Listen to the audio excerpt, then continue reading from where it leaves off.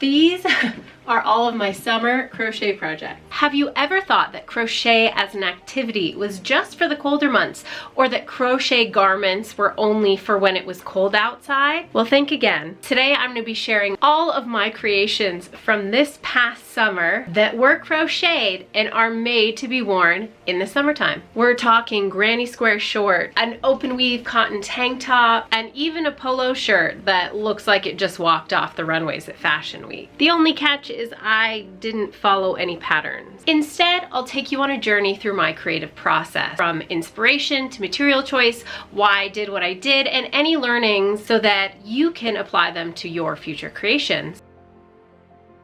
I'm Rebecca, a sustainable fashion designer. I specialize in creating colorful clothing that helps you express who you are as an individual using tailoring, sewing, knitting, and crochet. You can learn more about my work and get insights into all of my creative endeavors by finding me all across the internet at Rebecca in Europe. So how are we going to do this today? I think it's important to dive through these different projects in a fairly chronological order, since some of the learnings from the earlier pieces did inform some of the choices around construction of the later pieces. I'll share all of the fun details that you want to know: yarn types, hook size, stitch type. And by the way, I've developed a fondness for a 4mm hook this summer. I don't know why, but don't worry, we'll delve into that as we go. I'm gonna quickly give you a sneak peek of the order up here of the garments, just so in case if you're stuck on something and came here for specific instruction, you can just hop over to that particular piece and then come back to everything else once you have realized how amazing this summer lineup of crochet projects is. We are going to start off with something that became an absolute summer staple in my wardrobe: these granny square shorts. The idea and inspiration for these shorts came from me trying to make granny square shorts last year, having the project go terribly awry. These need to be taken apart and repurposed. I recycled all of the granny square actual squares that had been in the original pair of shorts, unraveled all of kind of the crochet work that I had done rather shapelessly, and remade them into something that is anything but a boring rectangle, which is what so many people tell you to do just to make granny square shorts, is to just make rectangles and sew them together. Spoiler, that doesn't work. I've been really favoring knee-length shorts lately, so I wanted them to have kind of like an easy board short vibe with straight sides and a more relaxed fit. But again, don't be fooled, these are anything but just basic rectangles. So starting with materials on these were actually quite a hodgepodge of materials, because I had made a lot of the original granny squares out of the polyester multicolored yarn that had come with my very first set of crochet hooks. And I had to test this year and see, and I'm pretty sure that the main squares are made out of a size 4 hook, although it's at least like a 5.5, I think, for the red merino, which I used to join these all together. Now, I did start out joining them together in roughly a rectangular shape, but I'm gonna let you in on a little secret here in just a minute. The stitch pattern on this was a pretty traditional granny square. I did have a nice scallop border at the bottom, and then I use a lot of double crochets to bring this in at the waist. So I said I'd bring some of my garment experience into this. So we need to talk about shaping. Pants and shorts are not cut out as flat rectangles because our bodies aren't flat rectangles. We have abdomens, butts, crotch, thighs, lots of different things that are not straight lines up and down. And your garment needs to make room for that. So let me show you a pattern piece. Pants and trousers all have this little extra bit that comes down in under the crotch. And this looks like the front because the back is usually a little bit longer because it has to come in under your rear and connect to the front. But I didn't use a pattern piece for this. There's a much easier way to do it.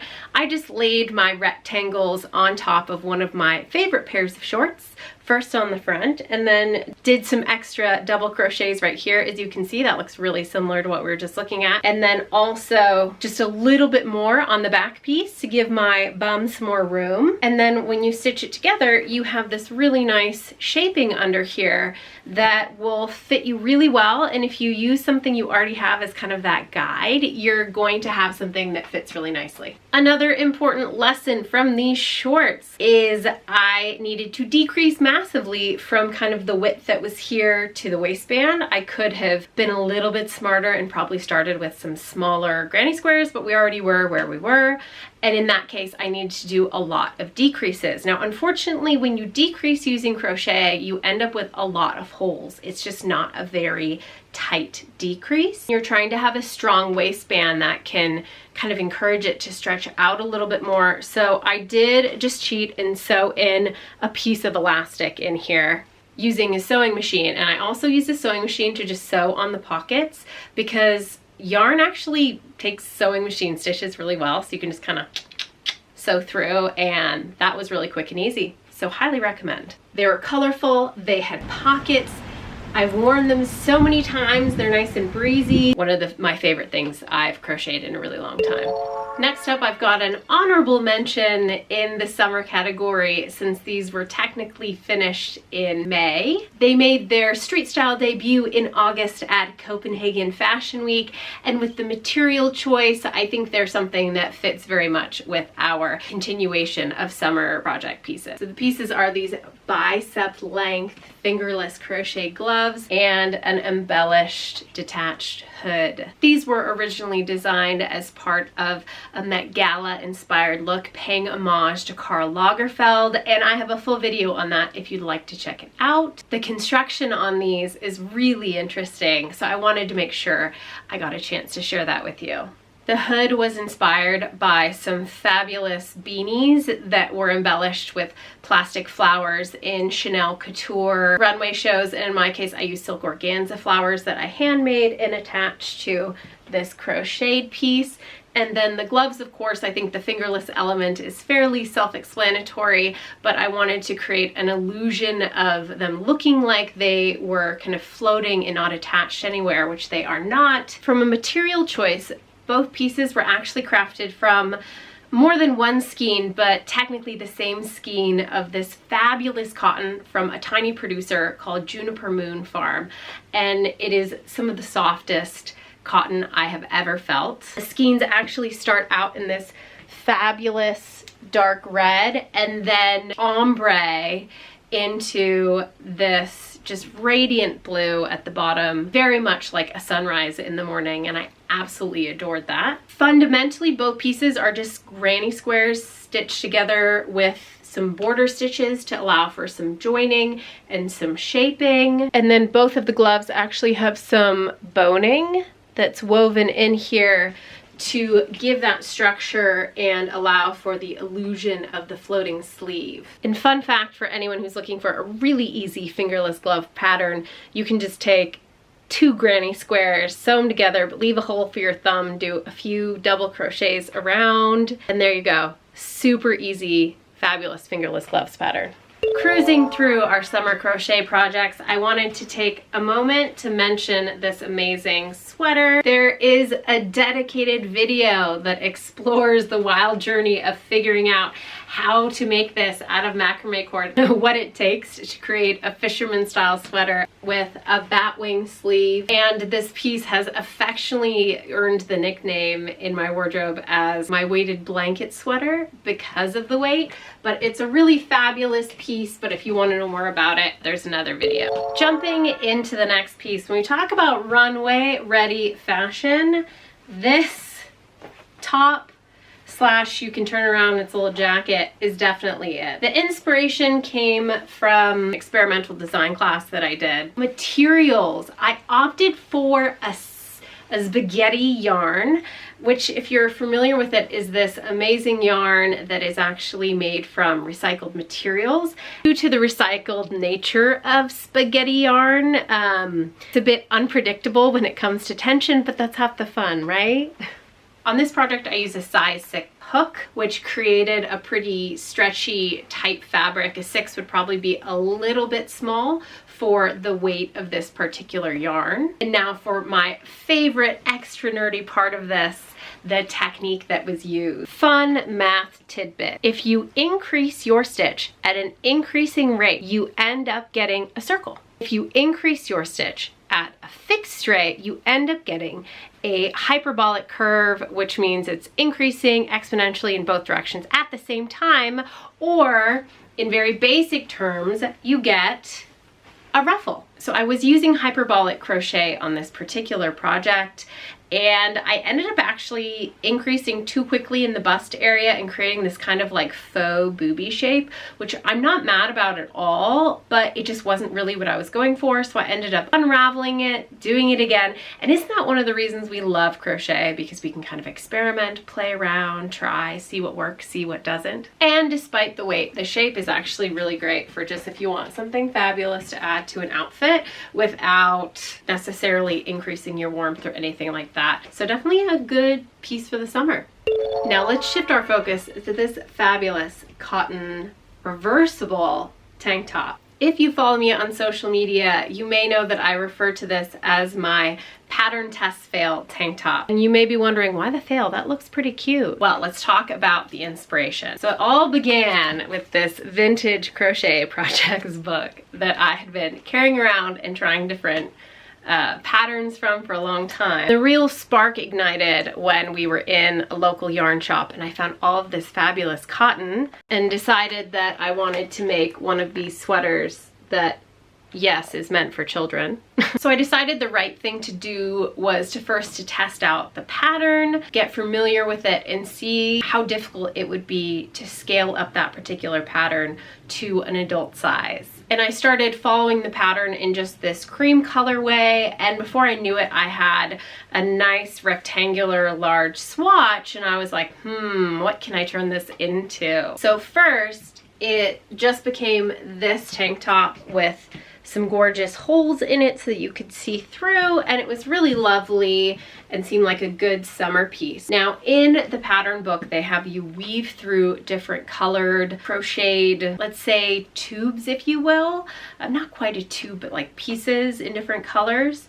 And when I tried that, I just didn't love the way that it had looked. I had scaled up the pattern size. I was using a size 4mm hook. There she is again. And it just didn't look right to me. So I decided instead of the colorful stripes, I would actually make it reversible so that you could see the colors through on the other side. I knitted a little ribbed finish here. I continued that ribbing with the other colors and then crocheted with the same pattern, just at a slightly different width, as you can see, so that when the colorful side is out, you see the cream through these holes, and then when the cream side is out, you see these gorgeous colors through.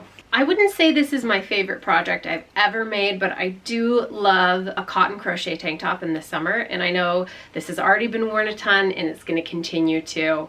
Finally, the Crochet Polo. I would say this is the piece de resistance of all of my crochet projects this summer. Crochet button-ups and crochet polos have been all over runways in High Street for at least a year or so now. And there's a really noticeable influence on this trend from the American sportswear trend of boaty. And what's really interesting about the boaty pieces are that they're actually made from upcycled textiles. So rather than being something that was crocheted for this look, it was cut and sewn from a vintage, looks like granny square Afghan of some kind. So I decided to create a similar look, crocheting it from scratch without a pattern. Opted for more of a pullover design versus a button-up shirting, just because something in my head, even though this is completely sheer pretty much, feels like I need to be wearing more of a shirt under a button-up versus a polo. I can just kind of wear something light. And I actually made this, fun fact, in my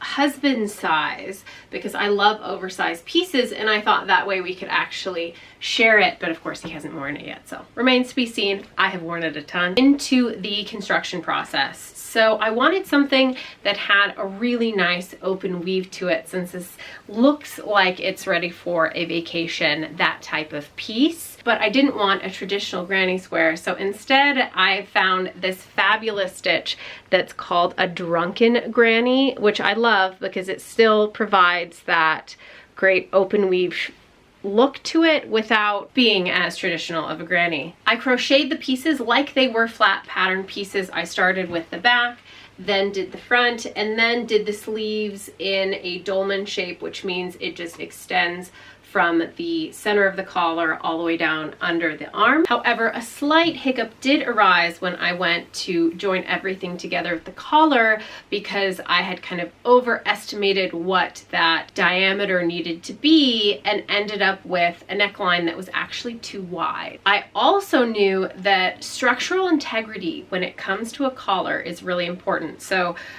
most collars in clothing have something called a collar stand on the back of the neck, which in a fairly self-explanatory fashion makes the collar stand up so that you can then have it curve over and form a great shape. And having found out on the granny square shorts that a decrease in crochet still creates a lot of space and not tons of structure, I decided to do the decrease around the neck using a size 2 knitting needle to actually get everything really nice and tight. As a result, ended up making that really delightful collar stand that I needed, that allows the top of this collar to curve so nicely and pretty much stand up on its own. For both the collar and this is what we call a collar placket, I ended up using a single crochet, even though it ended up looking a lot like a double crochet. And the reason why I did that is I was going back and forth with the stitch, but you actually have a lot more control over the shape,